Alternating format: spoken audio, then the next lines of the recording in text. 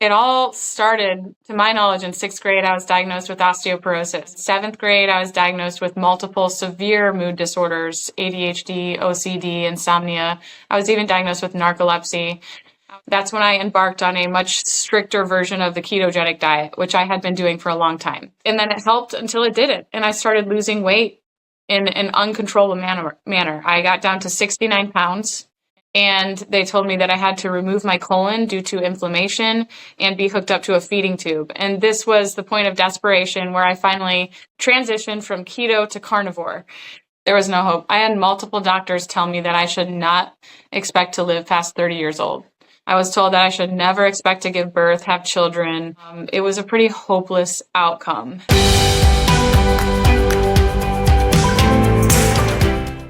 All right. Welcome. We've got with us today, I'm excited, we've got Rebekah. Correct me if I say this right. Is Heishman? Is that how you say it now? You got it, Heishman. Heishman. Used to be farmer, if I'm not mistaken, correct? Was that? That's right. Okay. And you've just continued to thrive from what I can tell. I mean, hair is nice and curly now. And you're so much healthier. When I first was made aware of you, gosh, I don't know, 4 or 5 years ago, I think it was something like that. But, for those, because I know I've interviewed you before, but it's such an powerful story. We should at least maybe just give a brief background of what you went through, because you've obviously made just a tremendous recovery. So, Rebekah, if you don't mind sharing a little bit of your history, and then we could go from there. Yeah, cool. So it all started, to my knowledge, in sixth grade. I was diagnosed with osteoporosis, which is pretty, uncommon for a sixth grader to be diagnosed with that. And my health issues just continued to get worse and worse. So in seventh grade, I was diagnosed with multiple severe mood disorders, ADHD, OCD, insomnia. I was even diagnosed with narcolepsy. I was put on Adderall, clonazepam, and Ambien. I took those for over 13 years. I ran into chronic pain near the end of high school, started doing chiropractic adjustments, physical therapy. I did dry needle. I did massage. I did so many things to get out of pain, couldn't get out of pain. After high school, I went into real estate. I got engaged. And during that time, I started having suffocation attacks. I can't describe it any other way. I would literally clench. I couldn't unclench my fists. My arms would be glued to my side, couldn't breathe. I would go to the emergency room and they would just say it was anxiety. So at this time, I decided to get off of those medications that were no longer helping me. I was just barely getting by, and I decided I would get to the root of it. That's when I embarked on a much stricter version of the ketogenic diet, which I had been doing for a long time. And that seemed to help for a time. I started working with functional medicine doctors. They diagnosed me with multiple autoimmune diseases and then chronic Lyme disease.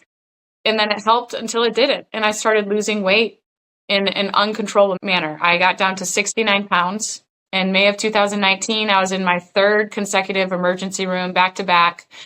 And they told me that I had to remove my colon due to inflammation and be hooked up to a feeding tube. And this was the point of desperation where I finally transitioned from keto to carnivore.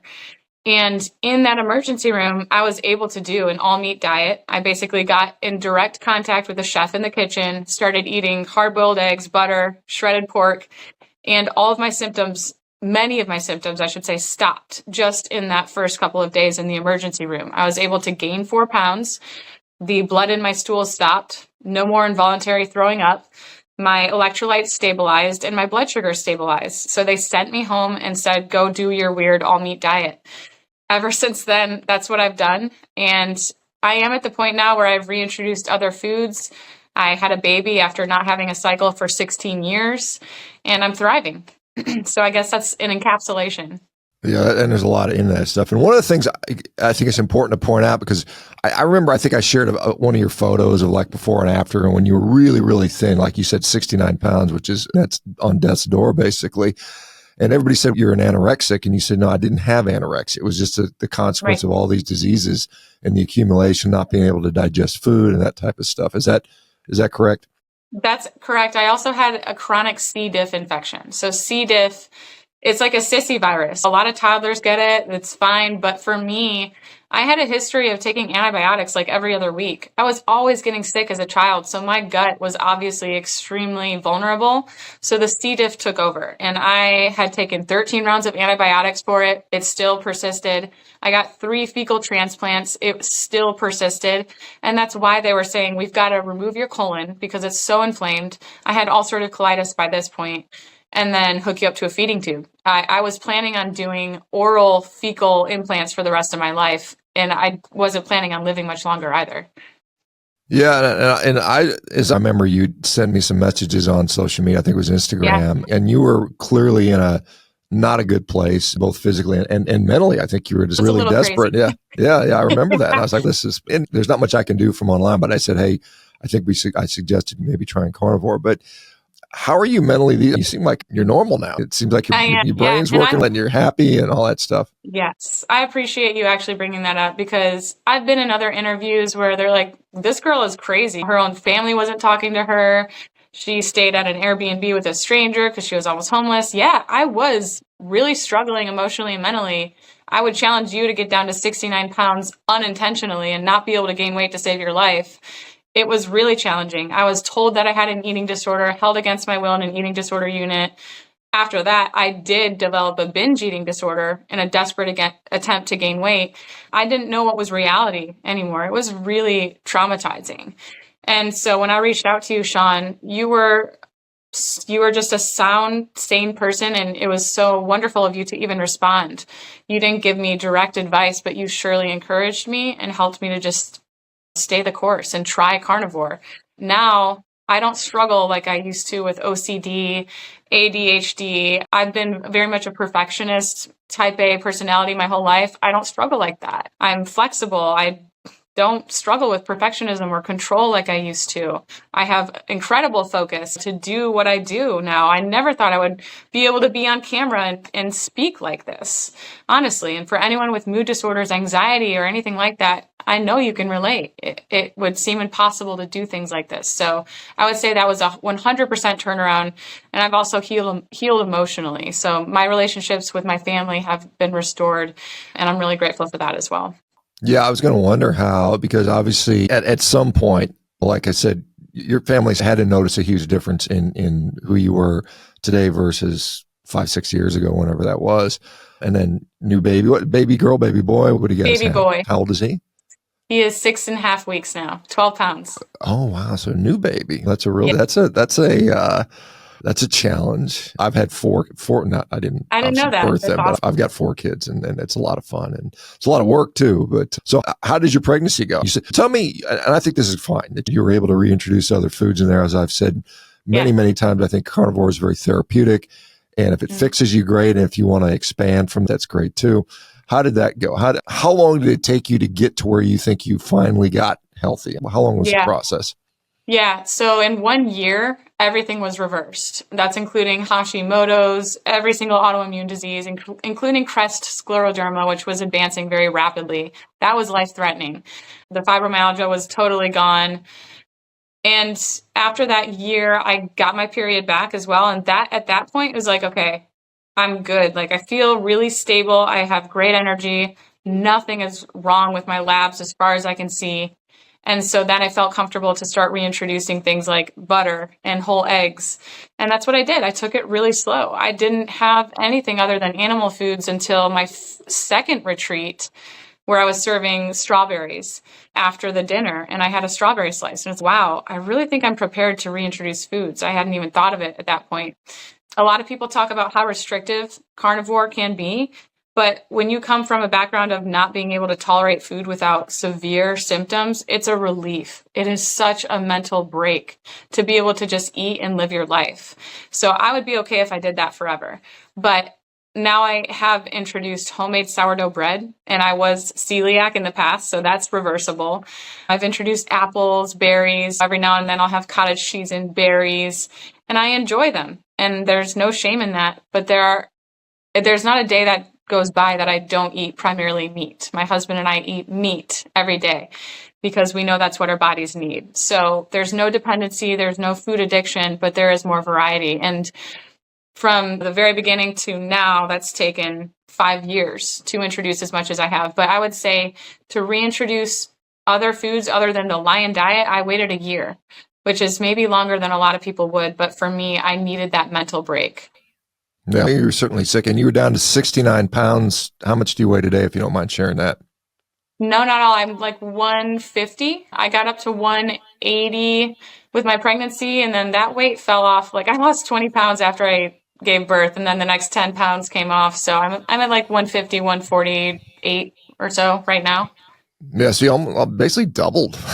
You're much healthier. Let me ask you, because you said you were on a ketogenic diet even while you were very sick, and I guess it just didn't have enough whatever, because a lot of people will say carnivore is just keto, and that's because you're reducing carbohydrates. Or what other people say, you're just in a calorie deficit, and that's why you're healthy. And you were clearly in a calorie deficit, and you weren't healthy, and you actually had to put on weight to get healthy. And Exactly. in a ketogenic diet did not work for you. So what prompted you to go on a ketogenic diet way back when you were still sick? I have a relative who doesn't wish to be mentioned, but she has written a book. She used to do health retreats. So I grew up from a very young age with this mindset of keto is the healthiest way to eat. And it was helpful for me with my mood disorders. So I tried it all throughout high school. It really did help with some skin issues that I had. So I was keto for the most part for 15 years prior to carnivore, just because my relative did it and my family latched onto that. My mom didn't have super sugary foods. We never had pop in our house. I was lucky if I got chocolate chips on my peanut butter sandwich. And it's really all sugar, but there was definitely an emphasis on fat and protein. And I didn't think there was any more to it. I was not aware of anti-nutrients, which I became aware of later on. Okay. All right. And so in your attempt to reintroduce various foods, you said first it was from meat to then more animal foods, eggs and butter and dairy and things like that, and then adding some fruits and things like that. Were there things you tried that didn't work for you? Were there anything that you said, I'm going to reintroduce, and I had a bad result with? The only thing actually was the butter, which was the first thing I reintroduced after a year. I noticed that I started getting arthritic symptoms if I would eat it for longer than 3 days at a time. And so I pulled it back out for another 6 months. At the 1.5 year mark, I tolerated it very well. And then I did well with egg whites, and I never ran into issues with anything else from that point. Okay.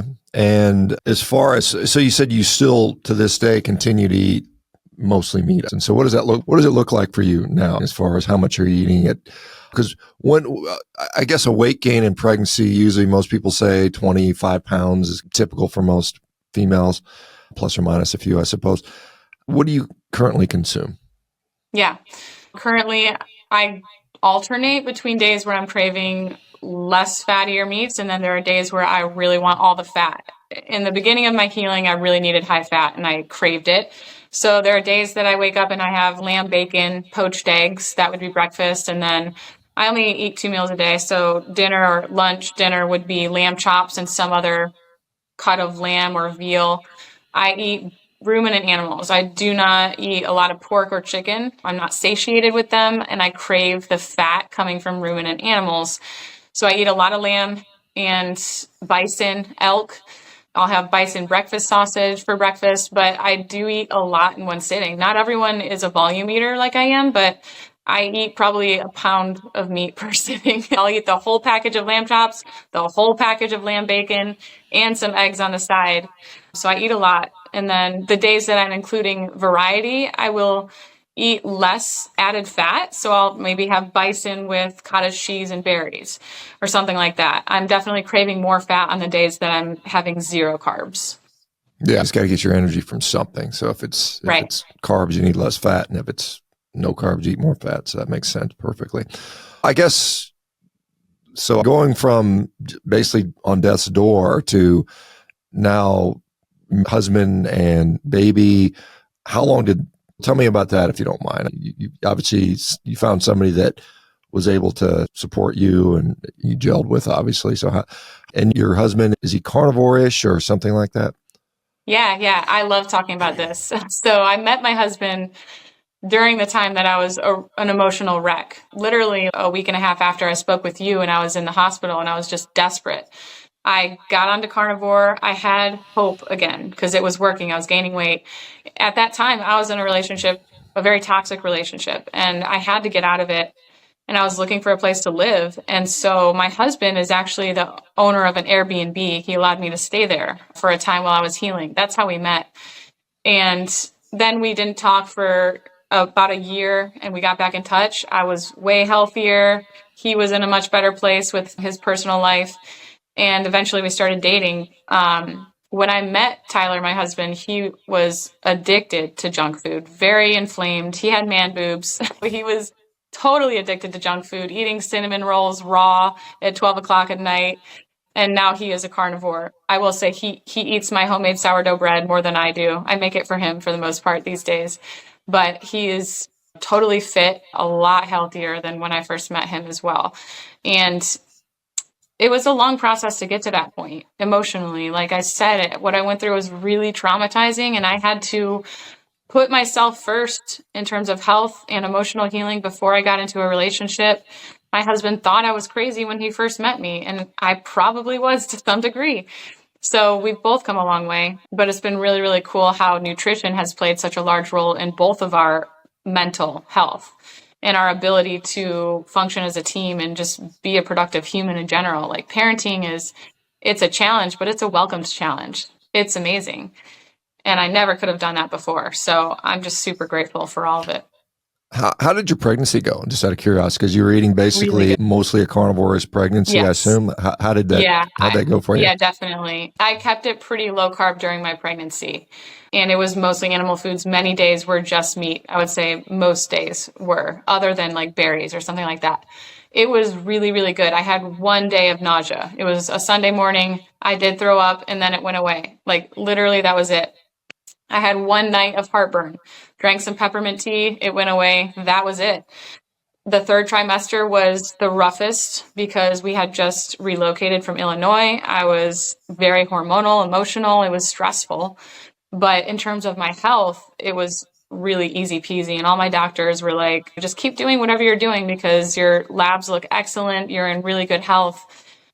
So I really enjoyed being pregnant, honestly. I thought it was awesome. I maintained strength training up until maybe 10 days before I gave birth.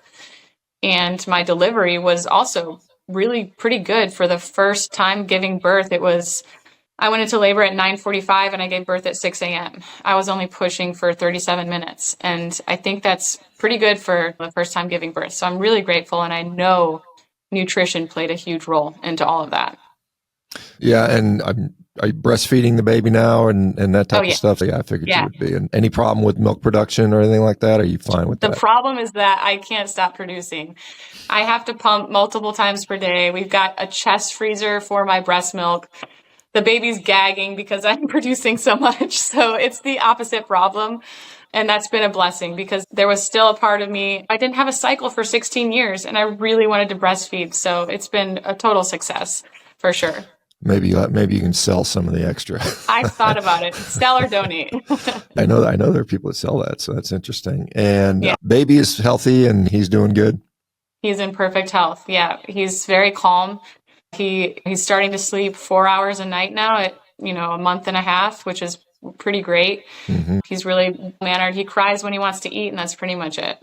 Yeah, life is easier when the baby's not constantly crying because you don't get to sleep and you can't really do much of anything. Let me ask you about the strength training because obviously at 69 pounds, you didn't have a lot of muscle on you. What are you doing exercise-wise?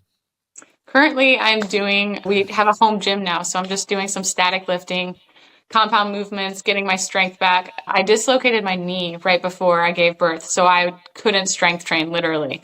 So I'm getting my strength back from that, which is coming back pretty quickly. But before that, my husband and I were doing CrossFit. So I'm really anxious to get back to that. We're just waiting to get to the point where we can take the baby and it'll be comfortable. I love doing CrossFit, strength training, resistance. But I started, when I was 69 pounds, I started with my own body weight. Resistance is relative to wherever you're at. So I started with body weight, moved to machines, and then finally moved into CrossFit, which is just really fun. When you say you dislocated your knee, do you mean your kneecap? Yeah. So we have 5 dogs, and one of the dogs bumped into my knee, It must have been the relaxin hormone just from the pregnancy because it slipped right out and I had to knock it back into place. It was pretty scary. Yeah, So, they usually pop out laterally out to the outside and you push them back yes, in. That's usually that's where what it is. Yeah. happened. Yeah. Because a true knee is a multi-ligament rupture type of scenario, which and often a vascular injury. So there's a distinction Maybe I between got that. lucky. Yeah. It's the orthopedic surgeon me going out and knowing just the terminology on that. But strength training, got healthier. I know you, it's one point, I don't know if you're still, what do you do these days? I guess I should ask you that. Yeah, I'm a health coach. Full-time one-on-one coaching is what I do. I really felt called to be the person that I wish I had when I was going through what I went through. I wish I had someone holding my hand and allowing me to ask questions when I'm feeling unsure and to troubleshoot symptoms because healing is not linear. There were days I woke up in pain and I was asking myself, what did I do wrong? It's just part of the healing process sometimes. So I'm a one-on-one coach, but we also do carnivore retreats. So at our new property, we're hoping to host them from our property pretty soon here, maybe in the fall, hopefully next spring for sure. But that is my full-time thing. I've thought about doing groups, haven't done it yet. Okay. So and remind me, you said you're in North Carolina, correct? Yeah. Yep. Yeah. Okay. Where did you grow up originally? Were you in Illinois or where did you start out? I put down childhood roots in Michigan, and then my family relocated to North Carolina when I was in 6th grade. So I actually lived here in North Carolina in Wake Forest near Raleigh for about 12 years. Then I ended up in Illinois, met my husband, and we just moved back here. So we're about an hour away from my family, which is really awesome. Okay. And your family has, obviously they've seen you go through some of this at least, or probably most of it, I would imagine. Do they comment on your crazy all meat type diet now, or what are their thoughts? They only ask questions. So after I healed, I always tell people you just have to walk the walk and not talk the talk with your family because they need to see it for themselves. That was the biggest thing. All they wanted, my parents just wanted to see me happy and healthy. And so at 69 pounds, I can't even really blame them for throwing me into an eating disorder unit because what else? I was at death's door. My mom still can't read my book. It's too painful. That was such a hard time for all of us. But now my mom is, am I eating enough protein? Can you plug in my macros? What should I eat? So I'm giving them advice and they've taken a lot of it. And my mom she's making big changes in terms of medications and it's just really exciting to see. Yeah. You said basically you were sick from a very young age. Yeah. How old were you when you were in that 69-pound range? And I guess you're 5 years older now. What age were you? Yeah, so I was like 27, 28 when I started losing weight and noticing that I couldn't gain it back. And that was scary. And it just kept getting worse. Okay. And when you were like 20 or whatever, you were at your early initial adulthood weight, how much weight had you lost over that period of time? Like where did you start and where did you end up down to 69? That's a good question. And I remember in 7th grade, I was 118 pounds and I remember feeling chubby, which is ridiculous, but I was going through puberty and I gained probably up to 130 out of high school. And then I kept dropping down. So 130 went all the way down to 169. And then as I healed, I went all the way up to 155 and then it went down to 125 and stayed there until I got pregnant. So I think 125, 130 is a very happy weight for my body.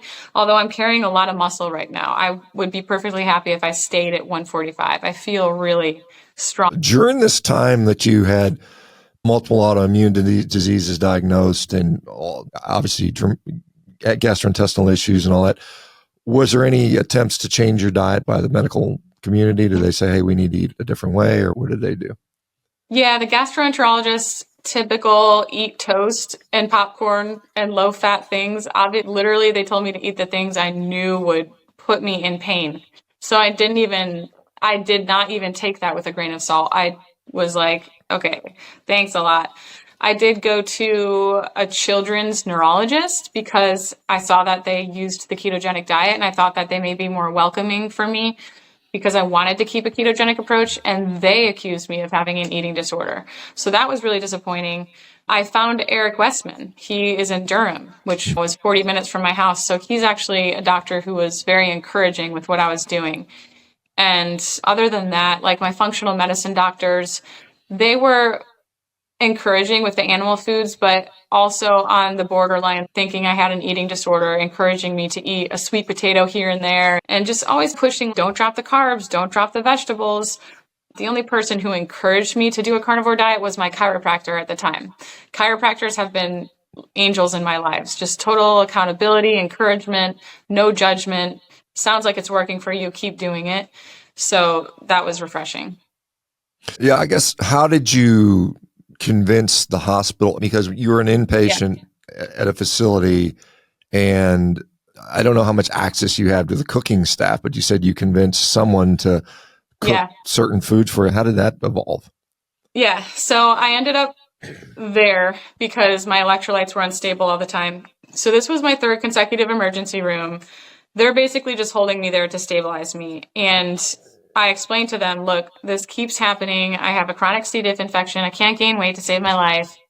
And at this point, I was actually asking them to put me in an eating disorder unit because I literally couldn't gain weight. And they couldn't because I had C. diff. They're like, you can't, you're totally infectious.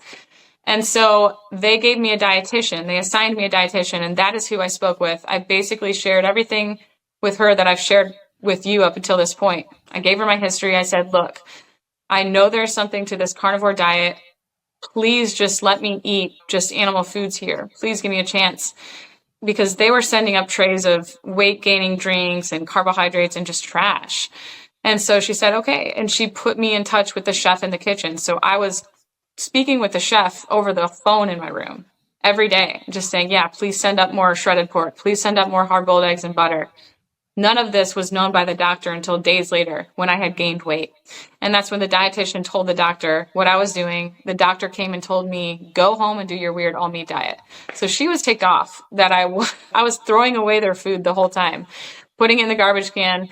I was covering it up because they had to come into my room with scrubs and cover themselves up because I was infected or contagious. So yeah, that's how it worked out. And I really do think it was a God thing. Like, I wouldn't expect for many people to get away with doing what I did.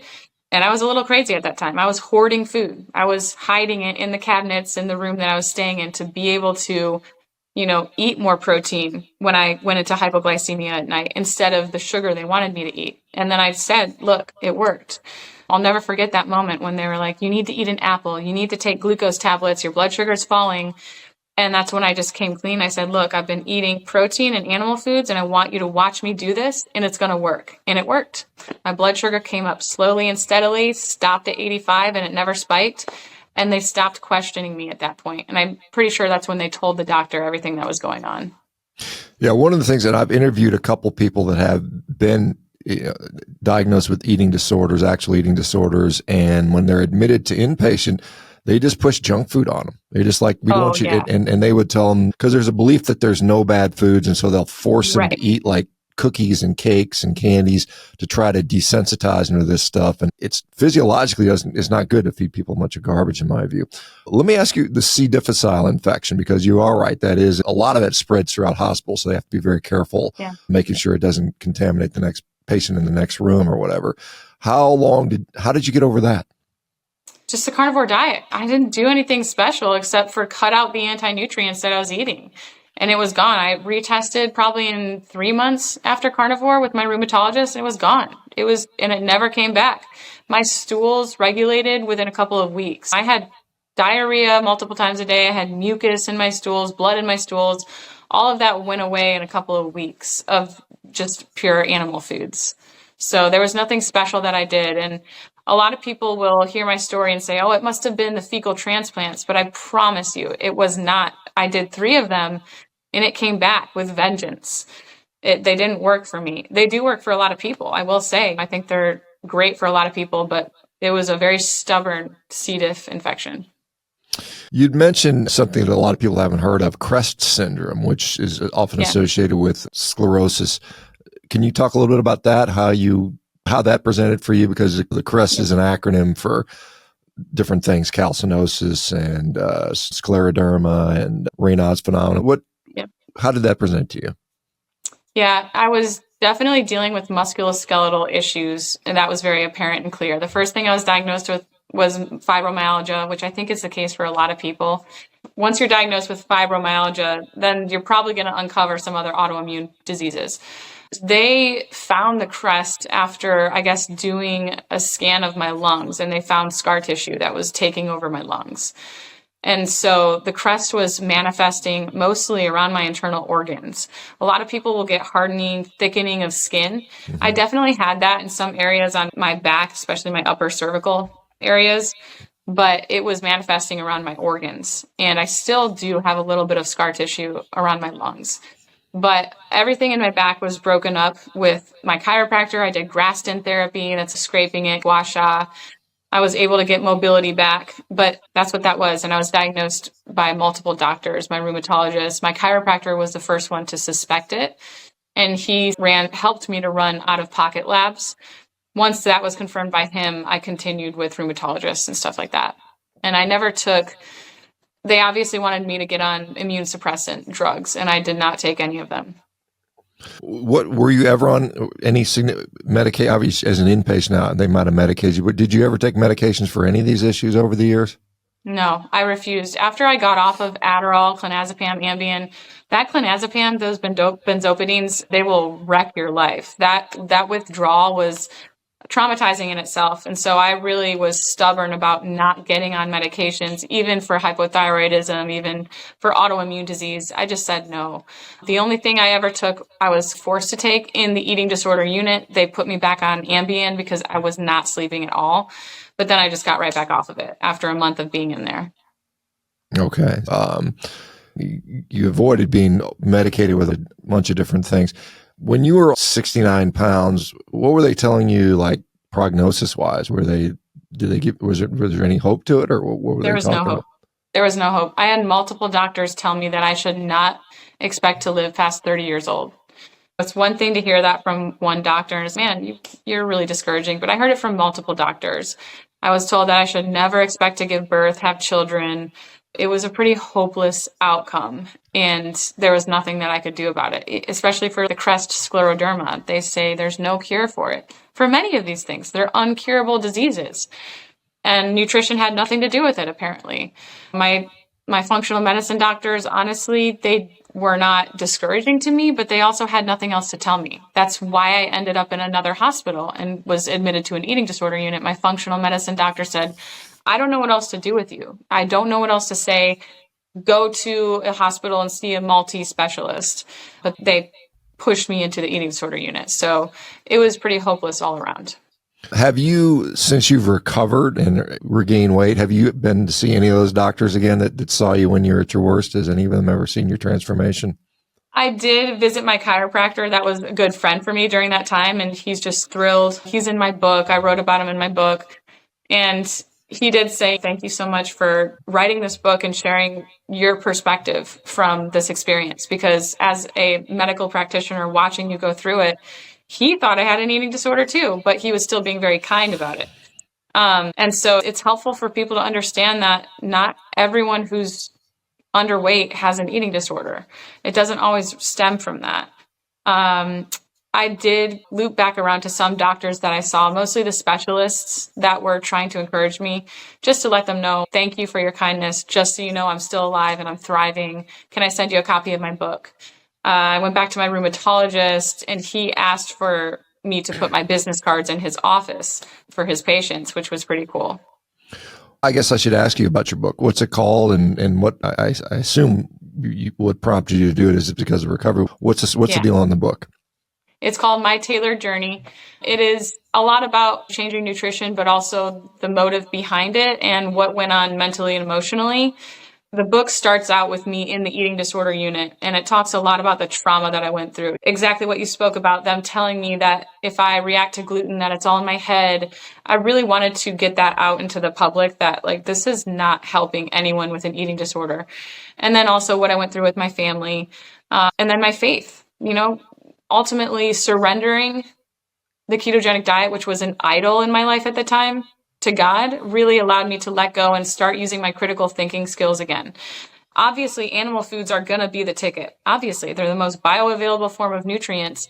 But I had to get through a lot of fear that I was living with forever. I was using the ketogenic diet to manage my mood disorders and flare-ups and this and that. I was obsessive about ketones and tracking and not eating too much protein. And I had to surrender that. So my book also talks about finding the balance between engaging in a healthy lifestyle and then it becoming an idol in your life. There has to be balance. Well, one thing you mentioned is that early on in your recovery, fat was critical to your physiology, and then that shifted. At what point how did you make that decision that you didn't need as much fat anymore? It was repulsive to me. I was eating a ton of fatty lamb for a year, and then one day it was like, this does not look appealing. All I want is the protein. So I started eating more veal and goat, which are still low histamine, which was good for me, but lower fat. I never once restricted. I just honored my hunger. And that's what I do with my clients. I want you to eat this fat until you don't want it anymore, as long as you're eating protein with it. I'm not a fan of low protein, but I really do believe in leptin sensitivity. I believe we're created with these built-in mechanisms. And once you cut out carbs and hyperpalatable foods, you can start to listen to your hunger signals. So that's what I did. And that's when I went from 155 to 125 just seamlessly. There was no effort involved in that. It just happened by honoring my hunger. Yeah. If you think about how pretty much every species on the planet operates when it comes to nutrition, there's no artificial stuff. They just eat when they're hungry. And I assume there's no tracking. There's no need for that, basically, for most people. And I think you're right. When you get on food you're designed to eat, it becomes more intuitive. When you're eating this engineered, hyper-palatable, intentionally addictive stuff, it's really hard to listen to your hunger signals because they've been hijacked. So your diet, like you said, a lot of meat, some sourdough bread here and there, a little bit of fruit here and there. Do you have cravings for things anymore? Or are you pretty well satisfied? The only thing I crave is electrolytes. After being in the sauna, I'll crave electrolytes. Definitely don't crave carbs. I do crave electrolytes. And I think that electrolyte cravings can be mistaken as carb cravings or even hunger in general. So I really try to stay on top of that. I am just someone who needs a lot of sodium. I've always been that way, and I still am that way. In general, I'm just craving. There are days that I crave more fat, like I said earlier. There are days where I just feel like I need to step back and eat a lot of fat today. And that's once every couple of weeks. But in general, I'm just craving protein. Yeah, fair enough. And I guess you said until you hurt your knee, you're up doing CrossFit even during the pregnancy. Was that right? Yep. Yeah. Yeah, I got a lot of flack for that, and I really don't care. Flack for what? I was working out long before the pregnancy, so I wasn't doing anything new. I was just doing what my body already knew how to do. And I really think that helped me in the delivery process. Yeah, I don't even know. I think most obstetricians would encourage people to exercise during pregnancy. It's just the lay people that don't really understand it. There's no reason a pregnant woman can't exercise. And you think about it, if you think about it from a sort of historical perspective, if pregnant women couldn't exercise, they would be in trouble because they were always migrating and moving and doing that stuff for many years. And so just don't sit there and lay there and not do anything. Do you find, how, as far as strength wise, you said you've gotten a lot stronger than you were. How do you find that when you strength train, your requirements for protein, you feel like you just get hungry? I know I do. When I'm lifting heavy, I just need more protein to support. Is that something you find similarly? Definitely. Yeah. Like I mentioned, I'm getting back into building up my strength to where it was. And I've been just progressive overload for this past week. I've noticed a significant increase in my hunger in general. I was already eating a really good amount of protein, but now I do crave more protein on days that I lift heavy. Yeah, and that just clearly seems to make complete sense. You mentioned that you eat a lot in one setting, maybe a pound. I can eat that very easy. That's a small amount for me, quite honestly. But as far as a pound of meat, roughly around 100 grams of protein, and you said you're about 150 right now after the pregnancy. Yeah. How much protein do you think you get in a day? I aim for 1 gram per pound of healthy body weight. But I think many days, especially as I'm lifting now, I'm ending up closer to 200 grams. At the end of the day, when I'm finally satiated, it's probably around 200 grams of protein. And I think there are going to be seasons where I just eat more protein than I technically need according to my body weight because of whatever my body's doing. Maybe my thyroid is upregulating. Maybe I'm going to start my cycle. I don't second guess it anymore. You mentioned, let's go back to thyroid, because you mentioned Hashimoto's thyroiditis, which is yet another autoimmune disease. Were you hypothyroid and had low or high TSH, or are those numbers normalized now? Yeah, completely normalized. Yeah. And no, not a trace of antibodies. It's zero. A lot of people believe you can only put them in remission. You can completely reverse them. And I'm proof of that. So you had antiglobulin and TPO, thyroid Yes. peroxidase antibodies that were high, and now they're gone. They're normal. Is that They're right? gone. Yep. That's pretty cool. That's pretty cool. Did you do anything else for that, by the way? There's some people that will suggest supplementation of iodine or higher fat, or how did you manage your hypothyroidism? Definitely high fat was part of it because I was high fat when it was reversed. I didn't start supplementing iodine until long after I had recovered from everything. However, that is something that I will use with some of my clients. I think it really depends on why you've got Hashimoto's to begin with. Sometimes it is a deficiency in zinc or iodine. I think we should try to get all of our nutrients from animal foods to begin with. And I was really stuck on not using supplements when I went along my healing journey because I was a control freak. I was taking like 20 supplements. And when I did the carnivore diet, I cut them all out. I wanted to see what it could do on its own. And so I reversed it without any supplements. But I want to be clear that I don't think taking iodine is a bad thing either. And I do currently take it. I took it throughout my pregnancy simply because I don't eat seafood every day. And I know my iodine requirements do go up during pregnancy. So I did take iodine, but not to reverse the Hashimoto's. I took nothing. Okay, fair enough. And as far as like I said, you've written a book, you're going to do some health coaching retreats. Any other more kids on what are the thoughts? And obviously you just had a baby. It's probably not the best time to ask if you're going to have any more, but I mean, is there a plan? I want more kids. I've already told my husband, let's go.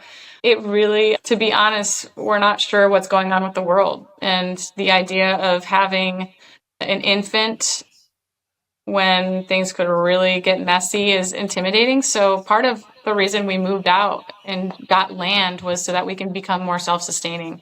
So we do want to be a little more self-sustaining before we have more children. But I definitely would love to have more children as soon as possible. My husband wants to wait a little while, and he's probably wise for that. When you say self-sustaining, how do you intend to do that? I mean, is it putting some animals, raising your own Animals, food? What kind of animals are you guys looking at doing? So our neighbors, we live in a really cool property where our neighbors it's just all family. The whole road is owned by one family. And one of the guys has 1,000 cows who are basically his pets. Like, he takes such good care of them. It's the most delicious meat I've ever had. So we do have access to animals if we need our own meat. On our property, we're definitely going to get chickens. We haven't decided on sheep or other animals like that. We would like to purchase a cow from our neighbors, and we have that access. And then in terms of things other than food, we have water, we have shelf-stable food, we have carnivore bars, we have canned chicken, shelf-stable food. My husband and I both carry survival backpacks in our cars, our vehicles at all times, so that if something goes wrong when we're away from the home, we will be able to get back home if we ever have to go on foot. We are really set. I did a YouTube video on all this stuff. And then also to be able to help other people, because I think a lot of people are not prepared for things to go wrong. And if they do, we want to be able to help other people. So I'm learning how to shoot a gun. That's another thing, just self-defense. I finally got my own gun, which is great. So all the things. When you were a kid and thinking about what I want to do when I grow up, what did you think? And was it this, or what are your thoughts? I honestly have always been interested in holistic medicine. Even when I was a kid, I would make medicine tinctures in the backyard with flowers and crush them up and pretend they were medicine and things like that. So I've always been interested in healing, natural healing. But I wanted to be an archaeologist at one point. I wanted to go to the Marines at one point. I wanted to do something that was physically challenging. So I think that's where the CrossFit is really satisfying for me. I like to push myself to physical extremes. It's good for my mind. But I have always been passionate about natural healing. Let me just go back. So the CrossFit stuff obviously can be very challenging. You can scale it obviously, but how do the people at CrossFit know your sort of bizarre dietary sort of thing, and what are their thoughts on that? They embraced it. So we haven't found a new CrossFit where we're at, but the one back home, they totally embraced me, and they're just like, wow, that's incredible. And actually my CrossFit coach went carnivore, and he lost a bunch of fat. He got super shredded. And it was interesting because there were also some vegans at the CrossFit gym, and I remember having a conversation with her. asking her like, what is your diet? Because you're really shredded. And she's, oh, I'm vegan. And I was like, oh, so those conversations are awkward. But for the most part, I've had a lot of people ask me for nutrition and health advice because I am definitely thriving. And that's flattering. And it's cool to be able to share with other people, but no bad judgment for sure. What's your least favorite things you do at CrossFit? Least favorite, I definitely am not a fan of wall balls. Every now and then I can really just embrace the suck and enjoy it for a moment, but I really don't like wall balls.